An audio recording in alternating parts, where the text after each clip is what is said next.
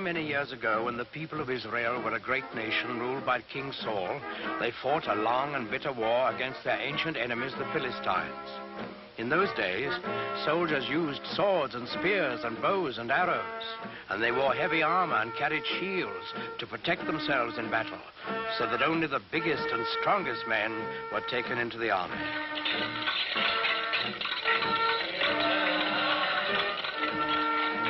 Well, in this war, the Israelites and the Philistines were pretty evenly matched. They fought many hard battles, and each side lost many men, but neither side could completely conquer the other. Then one day, while the Philistines were camped on one side of the great valley and the Israelites on the other, there came out of the camp of the Philistines a champion of their cause, a huge giant, taller and stronger and bigger than any man anyone had ever seen.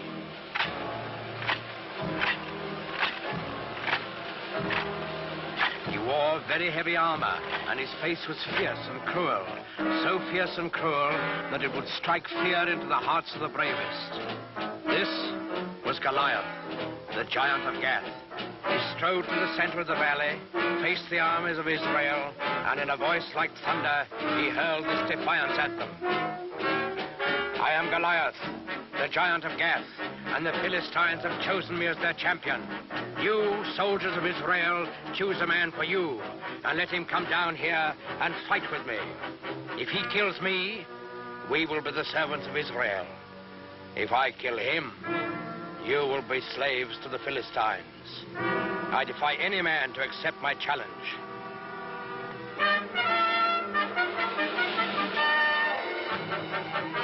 When the men of Israel saw Goliath and heard his defiant challenge, they were afraid, for they had no one to match his size and strength. Not one among them dared go down and do battle with the giants. Not, that is, until the shepherd boy David heard Goliath's challenge. Now, David was just a boy. He knew nothing about swords and spears and fighting wars. But he was a thoughtful boy, too, and a good boy, because he believed in God and trusted in him. So, when he heard Goliath defying King Saul's army, he turned to his brothers and said, "In defying the army of Israel, Goliath defies God. Is there no one here to go out and do battle against the enemy of the Lord?" David's brothers were first surprised and then angry at him. "Go back to your flocks and leave wars to fighting men." But David wouldn't be put off. "I will do it," he said. "Send word to King Saul. Tell him that I will go down into the valley and do battle with Goliath the giant." When the king saw how determined David was, he gave him his blessing and offered him his own royal armor and sword. But David wouldn't take them. He wasn't a soldier. Instead, he went to a nearby stream and selected 5 smooth stones. He put these in his shepherd's bag. He took his stick in his left hand, and in his right hand he held a slingshot. That's all. With both armies looking on, excited and expectant, David went down into the valley to meet Goliath. They met in the middle of the valley. David looking up at the giant, confident and unafraid, and Goliath looking down on the unarmed boy with eyes full of hatred. Suddenly, the giant Philistine roared in a terrible fury. "I have defied all the armies of Israel to give me a man to fight, and they have sent a boy against me. What? Am I a dog that you come against me with a stick?" David answered him calmly. "I come against you in the name of the Lord of hosts, the God of the armies of Israel, whom you have defied. Your sword and your spear and your shield will not save you, Goliath, for this day you shall learn that the Lord fights on the side of right." Goliath let out an angry snarl. So be it. Defend yourself, boy. Goliath the giant rushed forward to make quick work of the boy champion of the Israelites. David stood his ground. He reached into his shepherd's bag, took out one stone. He fixed it in his slingshot, and he let it fly.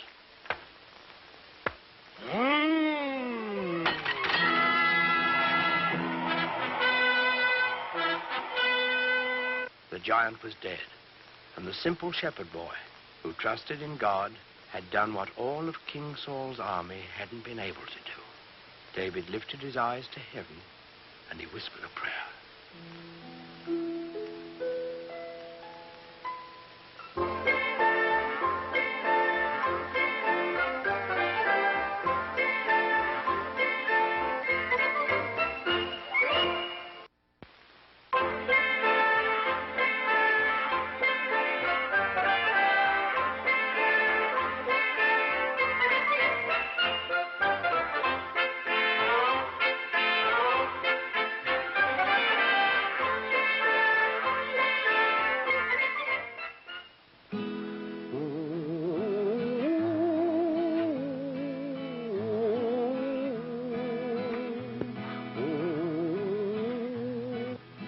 Mighty Paul Bunyan, he lived long ago.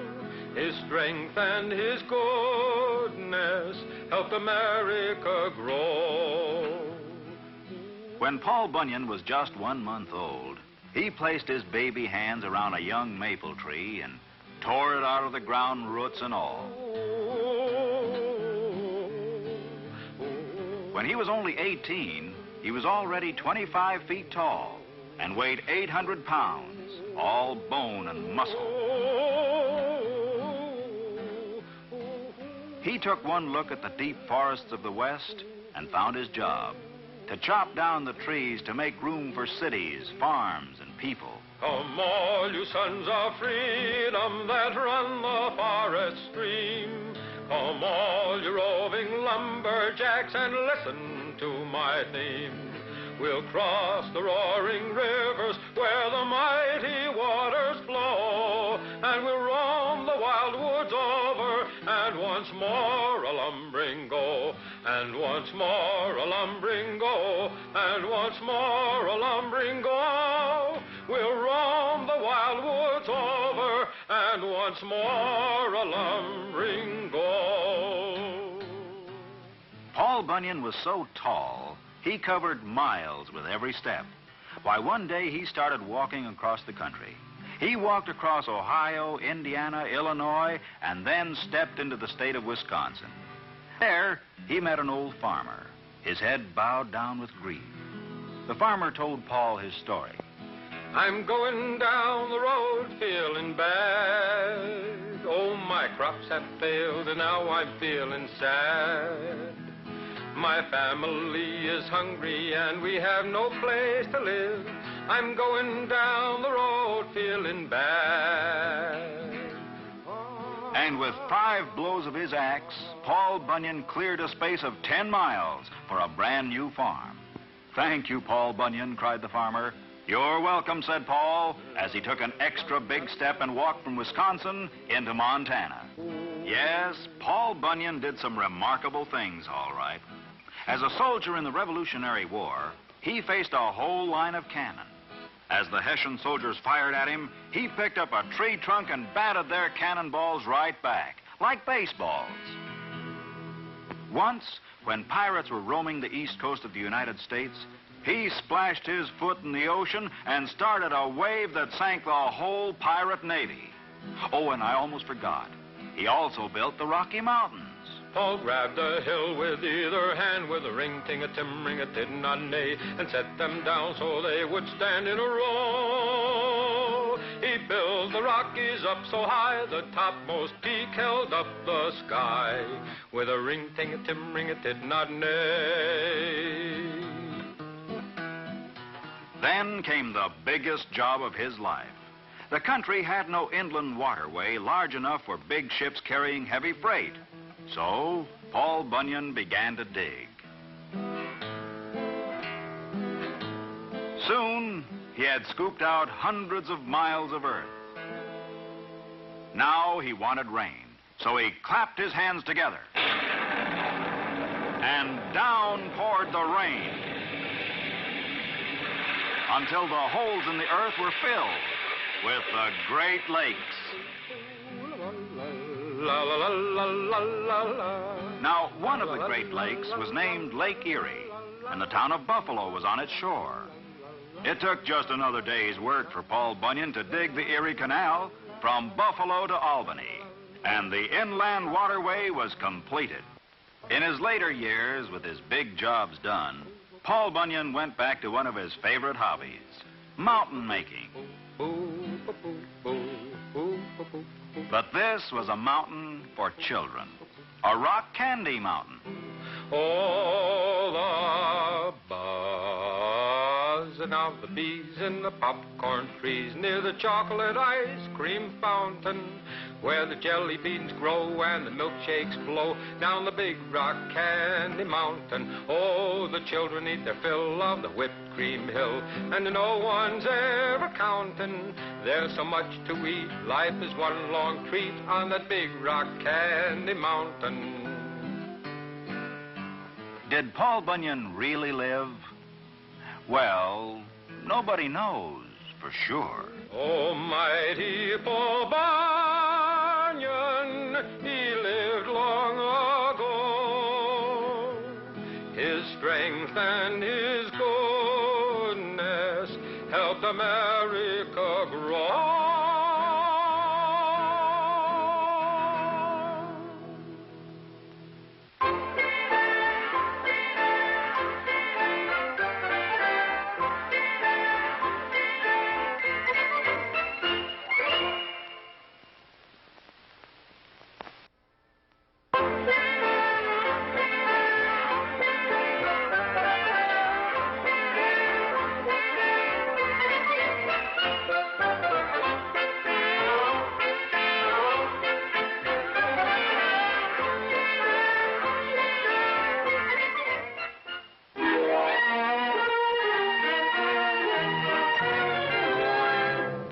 Many hundreds of years ago, the good King Richard, known as Richard the Lion-Hearted, left England to take part in the Crusades, the war against the heathens who had captured the Holy City. In his absence, he placed his brother John on the throne. As soon as he was king, John turned on the good nobles of the kingdom, stole their goods, and drove them out of England. Among these nobles were the old Earl of Huntingdon and his son, Robin. Father, I've come to say goodbye. Robin, where are you going? To Sherwood Forest. King John has declared me an outlaw, and an outlaw I will be. In Sherwood Forest, Robin Hood banded together with other young men like himself, banished by the wicked king. Men like Will Scarlet. Outlaws we are, Will Scarlet, but outlaws such as never were before and never will be. Just how do you mean, Robin Hood? I mean this, Will. No, let me show you. Do you see those two fat men coming down the road? I see them. A couple of merchants, rogues and wealthy. And do you see that old woman in rags, weeping in sheer hunger? I see her, too. Well, watch, and keep a hand to your arrow in case I need help.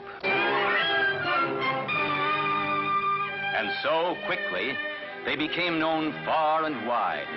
Robin Hood and his merry men of Sherwood Forest, taking from the evil to give to the poor, defenders of the weak and oppressed, the one hope of England's people.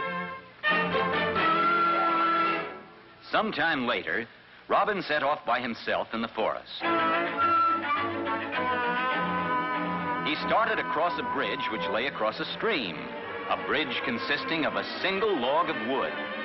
But facing him, blocking the way, was a stranger, a tall man with broad, powerful shoulders. I'm afraid there's only room for one of us to cross at a time. I think it ought to be the better man. Stand and fight. With only wooden sticks as weapons, they fought long and hard. Finally, with one quick, powerful motion, the stranger knocked Robin Hood into the stream.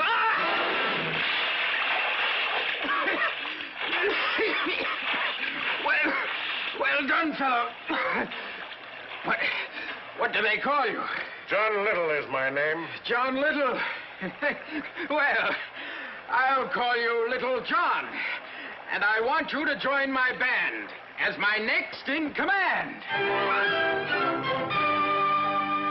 And now the band of merry men was complete. And just in time, for King John had posted a reward of 10,000 pounds for the capture of Robin Hood.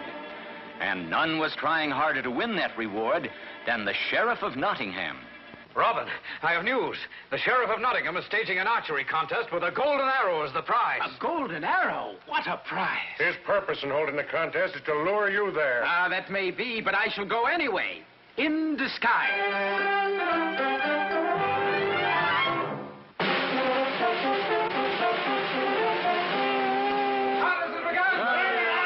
The distance will be 50 paces. You, that beggar over there, get out of the way. I? Why, I'm one of the marksmen, sir. You? A marksman? That's rich. One by one, the finest bowmen in the land shot their arrows.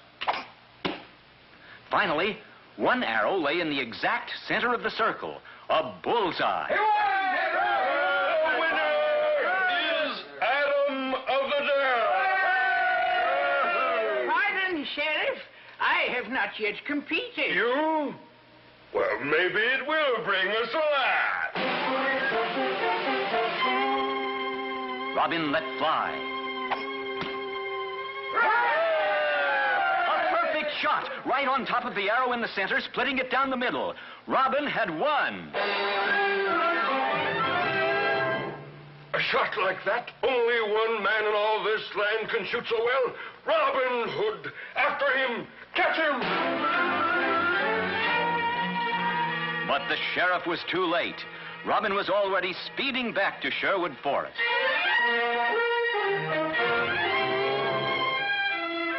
As Robin entered the forest, a knight appeared and challenged him. In the midst of their battle, the knight suddenly put down his sword. Enough. Enough. I didn't recognize you. What? Why, it's your majesty. King Richard the Lion-Hearted, back from the crusade. Robin Hood, your exile is over. You and your men, come back to your homes. But Robin Hood and his men declined the king's offer. They preferred to remain in Sherwood Forest together, living their adventurous lives, taking from evil men to give to the poor.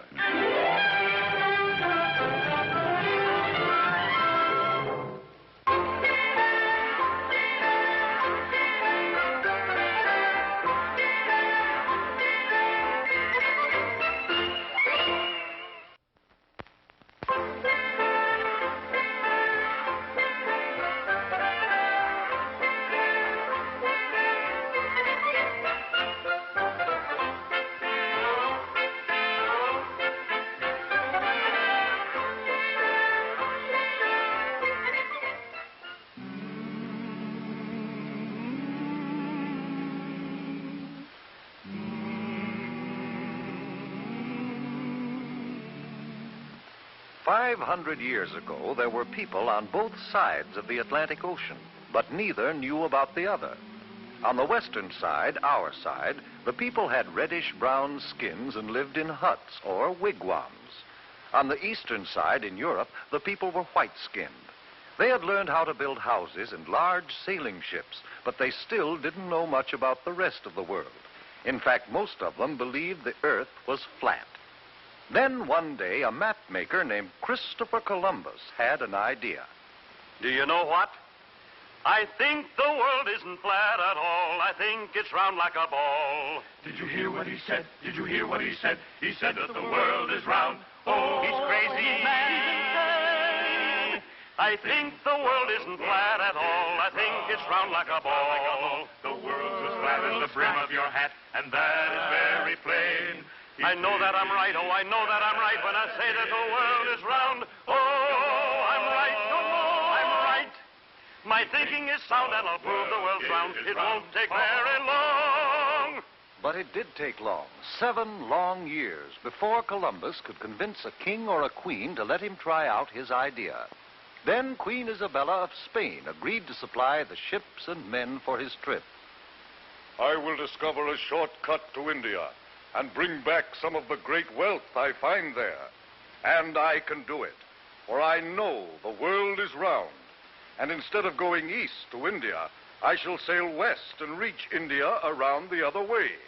It will be a shorter and cheaper way, for I'll do it all by sea. Queen Isabella provided Columbus with 3 ships, the Nina, the Pinta, and the Santa Maria. And on August 3rd, 1492, they set sail across the unknown Atlantic.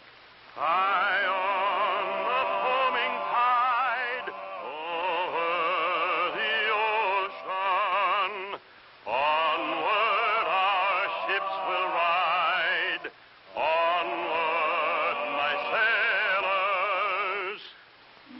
The ships sailed onward, but 2 long months after they started, there was still no sign of land ahead. Turn back, Columbus!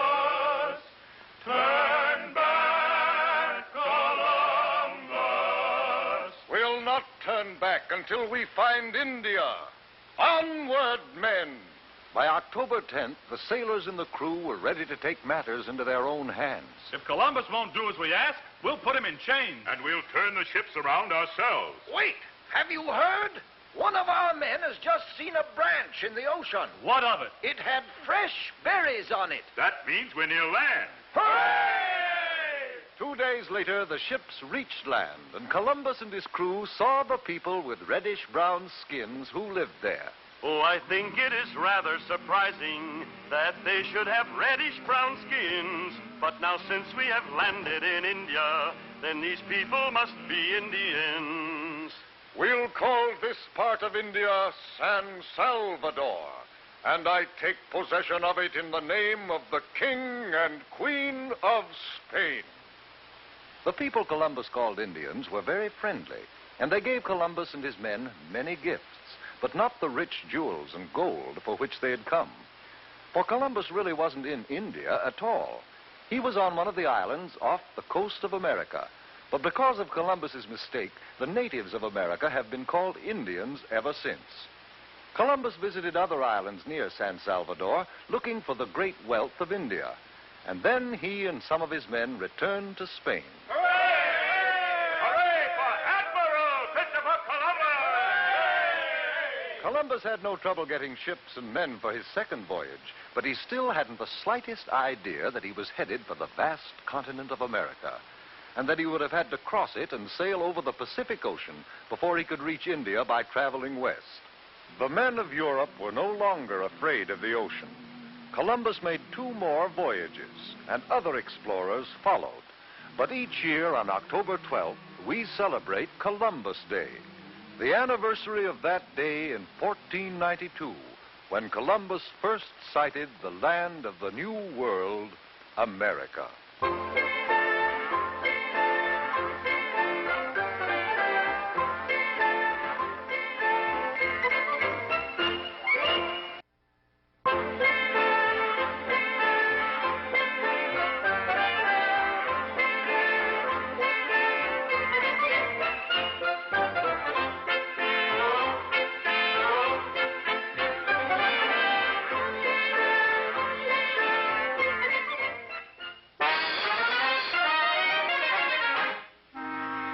Along the banks of the Mississippi River, there once lived a boy named Tom Sawyer, who caused his Aunt Polly more trouble than a barrel of catfish. Tom Sawyer, you broke Judge Thatcher's window today. That toe's not sore, Tom. Get up and go to school. Tom Sawyer, stop where you are or I'll box your ears. Tom? You call me Aunt Polly? You broke the cookie jar. Truth was, Tom's mind was on other things, which he soon told to Bill Harper. Bill, Meet me tonight down at the riverfront. What do you aim to do, Tom? I'm not Tom anymore. I'm the Black Avenger of the Spanish Main. You'll be the terror of the seas. We're bold, brave river pirates, starting tonight at midnight. Look, a campfire on the island. Somebody's here. Run for it, Tom. Back to the boat. Oh, pirates don't run from trouble, Bill. Come on. Let's find out who's at that campfire. Creeping to the campfire, the pirates came upon two men quarreling with each other, Dr. Robinson and Injun Joe. A third man, a tramp named Muff Potter, was asleep nearby. Suddenly, the Injun drew his knife and struck the doctor down. Quickly, the Injun put the knife in the hand of the third man dozing near the fire. Why, the Injun's gonna blame someone else. That tramp, Muff Potter. He'll be arrested for sure. Like startled deer, the pirates sped back to their boat and swore each other to secrecy. Only 3 of us know the truth, Bill. If we talk, that Injun will scalp us. Muff Potter was arrested, and it looked as though the truth would never come out. Then one day, Muff Potter's lawyer hauled Tom Sawyer to court and dragged the truth out of him. Now, under oath, point to the man who used this knife that night on Jackson's Island. Point him out. It was him. There by the window, Injun Joe. You're in a peck of trouble now, Tom Sawyer. Injun Joe's free, and he'll be after you. 'Cause now he knows you saw that fight on Jackson's Island. Weeks passed, and when Injun Joe failed to return, Tom Sawyer grew braver. Then, one day he confided to his girl, Becky Thatcher. It was a black box full of money. A real treasure box. Oh, that's what Doc Robinson and Injun Joe quarreled over. I heard them, so I know, Becky. Where's the treasure buried? There's an old barn on Jackson's Island. Must be buried in there. Let me go with you. Nope. Girls' bad luck on treasure hunts. You're just scared. I'm not. I'm hunting for that treasure tonight with Bill Harper. Ready, Terror? Ready, Black Avenger. Start digging in that corner, where the floorboard's loose. Treasure might be there. I'll stand guard. No sooner had Bill started digging than he struck something hard. Tom, I found the treasure. I found it. But just then, Tom ran back from the doorway. Bill, let it be. Quick, up the ladder to the loft. Somebody's coming, and I think it's Injun Joe.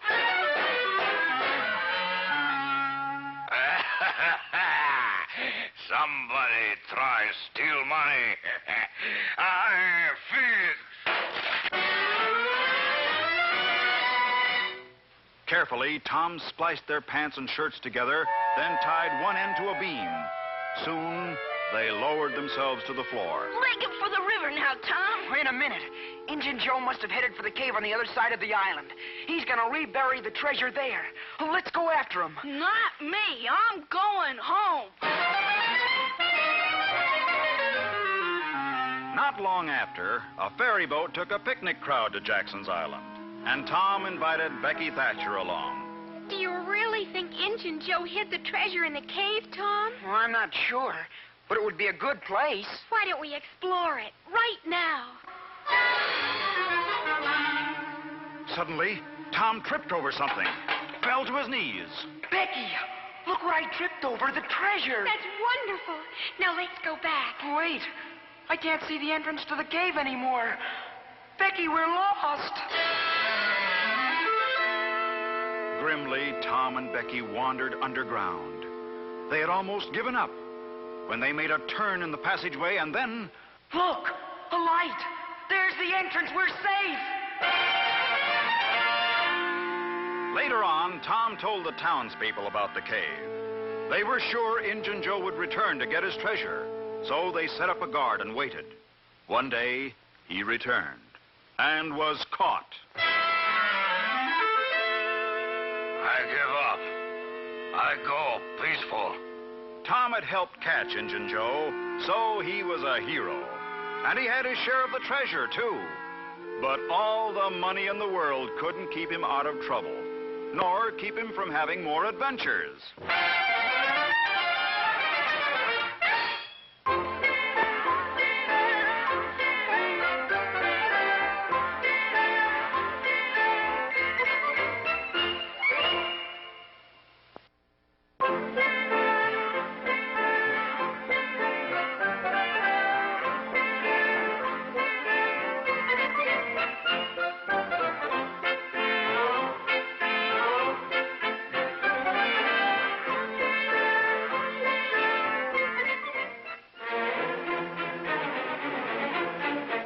New Year's Day in Persia was the most celebrated day of the year.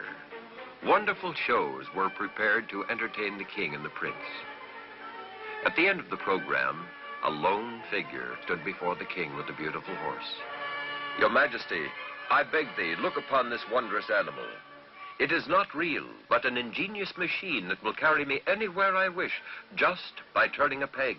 Well, if true, it is indeed a wonderful animal. What is the price? It is not for sale, sire, but I would exchange it for a portion of your kingdom.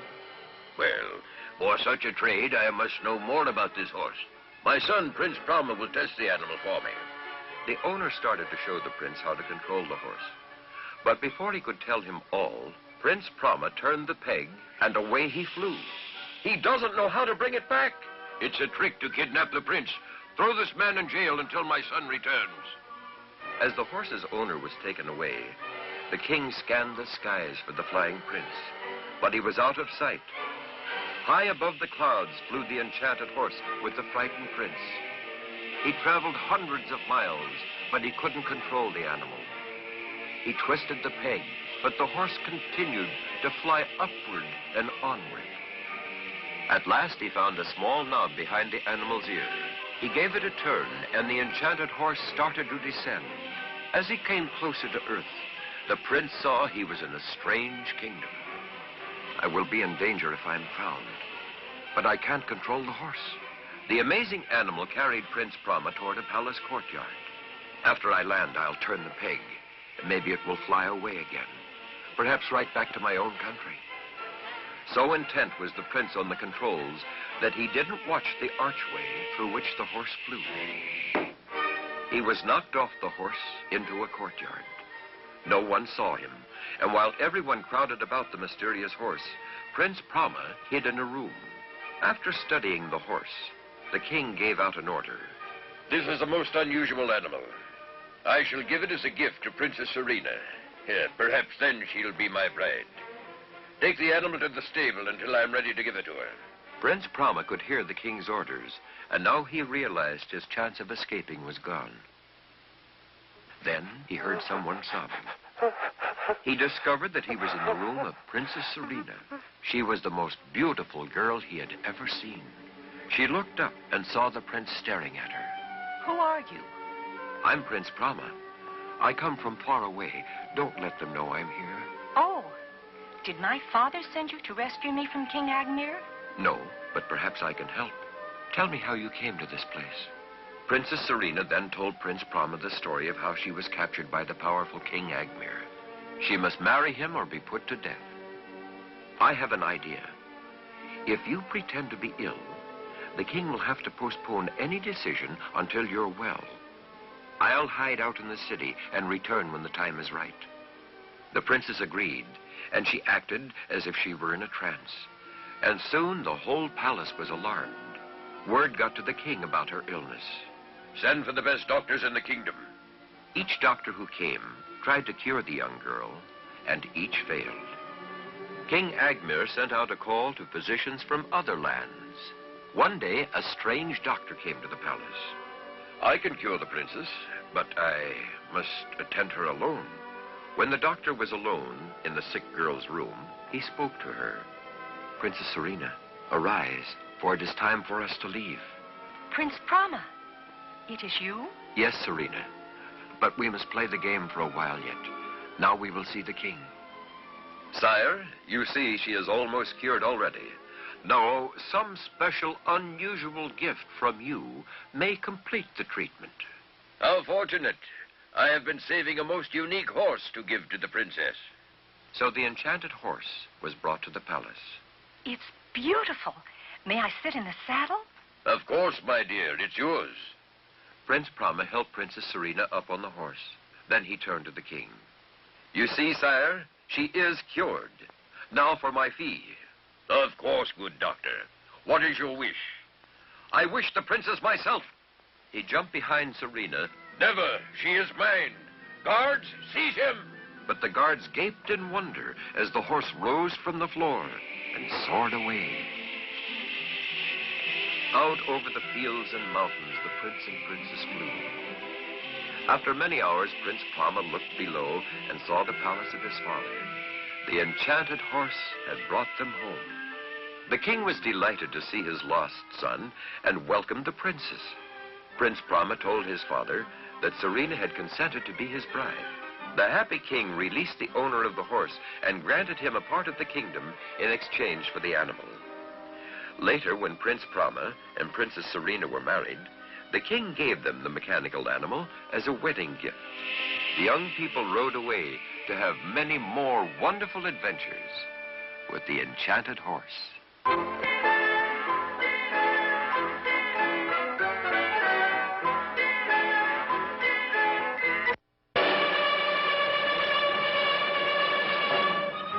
Many years ago, the brave armies of Greece and Troy were locked in a long, bitter war. The Trojans had captured a beautiful Greek princess named Helen and held her within their fortress city of Troy. It did not seem possible that any man could break into the fortress city of Troy. For days, weeks, months, the Greek soldiers from their camp on a beach near the city assaulted the walls of Troy, but they were always beaten back. Then Ulysses, a great leader of the Greeks, said to his men, I have a plan. It is dangerous, but if it works, the Trojans themselves will take us through the gates of their city. At the order of Ulysses, the Greek soldiers set to work cutting down huge trees, making the wood into planks. From the towers of Troy, the Trojan soldiers watched a big building grow taller and taller day by day until it was 6 stories high.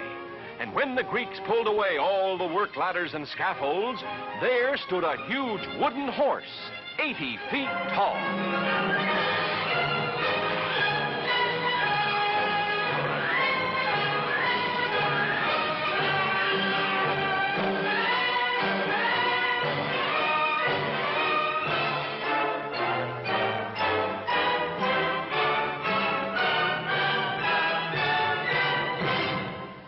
Along the towering walls of Troy, the soldiers and the people gathered to look out across the plain at the great wooden horse. They wondered what it was for, what it meant. The Trojans did not know that Ulysses and 5 Greek soldiers lay hidden in a dark, secret passage inside the wooden horse.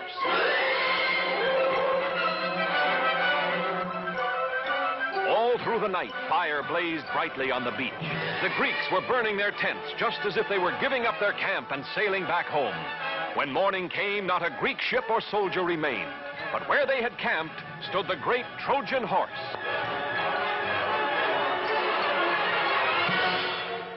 The Trojan people poured out of the city to the beach so they could look more closely at the victory over the Greeks. The Princess Cassandra, daughter of the king of the Trojans, warned her people of this Greek gift, but no one would listen. The Trojans decided to pull the great horse inside the walls, into the city of Troy itself.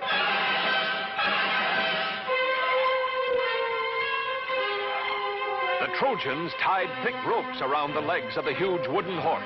Hundreds of men took a hand at the ropes. Others lined up behind the horse.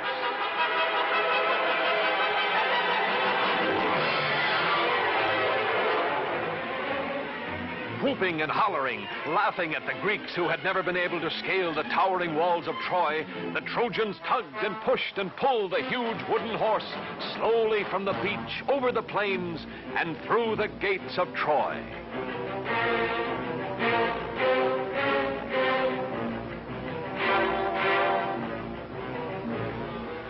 In the dark, secret passage of the wooden horse, Ulysses and the 5 soldiers lay quietly waiting.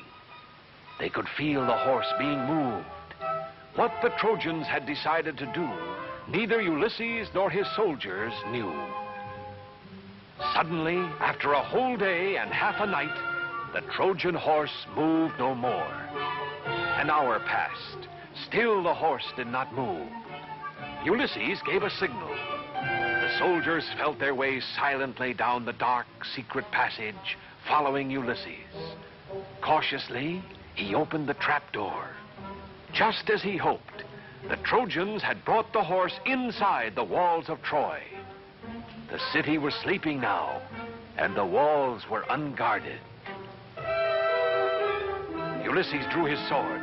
He ordered the soldiers to follow, and he dashed for the main gates of the city. The Greek soldiers quickly tied the sleeping Trojan guards, while Ulysses scampered up the sentry tower. Holding a torch high above his head, he signaled to the Greek army, which had turned around and sailed back to the beach during the night.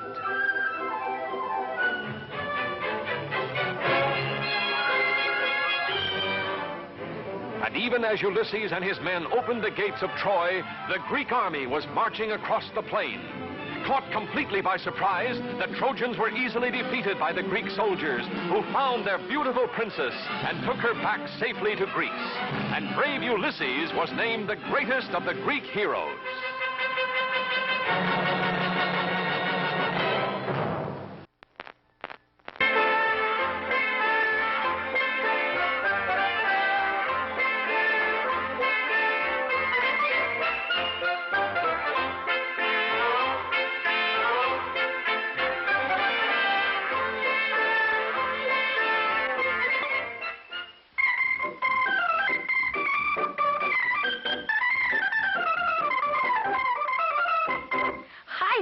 My name is Jim Hawkins, and I have a story to tell. A story of adventure. It all began with a map. This map showed the location of an island and buried treasure. Men were setting off on a ship to find the treasure, and I was to go along as cabin boy. An old sailor with a wooden leg got together a crew. He was our cook, and gee, I liked him right off. But what a funny name. I'll never forget it. Long John Silver. We worked all one night getting the ship ready to sail. The whole crew worked and worked and worked. Then just before dawn, we were ready to sail. We were on our way to Treasure Island. Once at sea, we all had a fine time. Long John Silver especially was lots of fun. Golly, he used to sit and tell me stories by the hour. Parrot sat on his shoulder and screamed,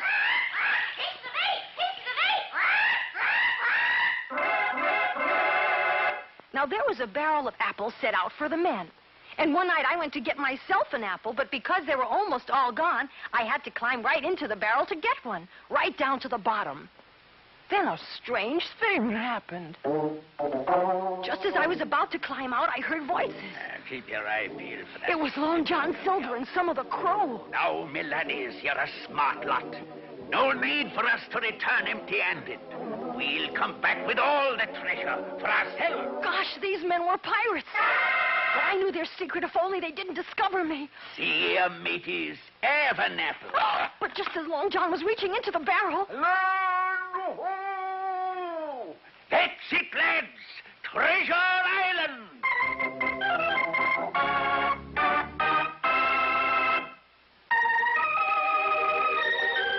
The whole crew went ashore.